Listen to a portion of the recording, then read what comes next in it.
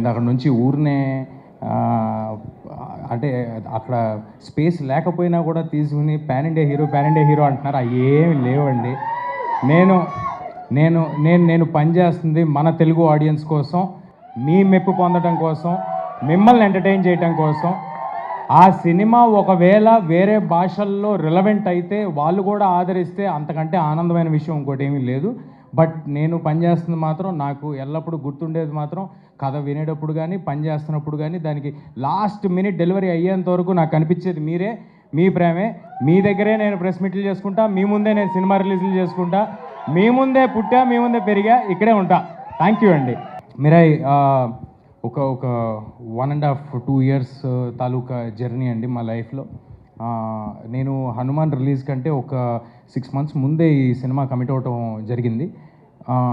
Hanuman release తర్వాత నేను commit అవ్వాలన్నా కూడా ఇదే సినిమా చేసేవాడిని, ఇలాగే చేసేవాడిని, ఇదే డైరెక్టర్తో ఉండేది, ఇదే ప్రొడక్షన్లో ఉండేది. ఇంతకంటే బెటర్ సినిమా నాకు దొరికేది కాదు.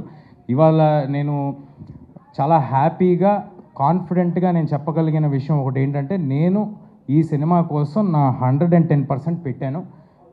నేను అందులో ఎలాంటి ఒళ్ళు దాచుకోవటం కానీ, లేకపోతే సగం పనులు చేయటం కానీ, అంతా బాగుంది కదా, అన్నీ సౌకర్యంగా ఉన్నాయి కదా అని ఆగటం కానీ జరగలేదండి. I have put my 100% effort into it and I'm so happy to have a team like this. I'm so proud.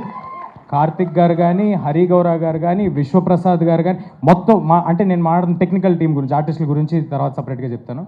మా టీం అంతా అంటే యూజువల్గా ఎవరైనా కూడా సినిమా చేస్తున్నప్పుడు అందులో ఉన్న సాంకేతిక నిపుణులు వాళ్ళు వేరే సినిమాలు కూడా చేస్తూ ఉంటారు. తద్వారా టైం కొంచెం తక్కువ రావటం, లేకపోతే వాళ్ళకి ఏదో ఫ్యామిలీ కమిట్మెంట్స్ ఉండటం, లేకపోతే హెల్త్ ఇష్యూస్ ఏదో ఒక దానివల్ల కమిట్మెంట్ కొంచెం తక్కువ కనిపిస్తుంటుందండి. కానీ ఈ సినిమాకి మనస్ఫూర్తిగా చెప్పగలను, సక్సెస్ అనేది దైవాధీనం, మీరందరూ ఇవ్వాల్సింది. అది నా చేతిలో లేదు. కానీ మా టీం 100% ఎఫర్ట్ పెట్టాము. అదే మీకు కనిపిస్తుంది ట్రైలర్లో కానీ, టీజర్లో కానీ, రేపొద్దున సినిమాలో కానీ.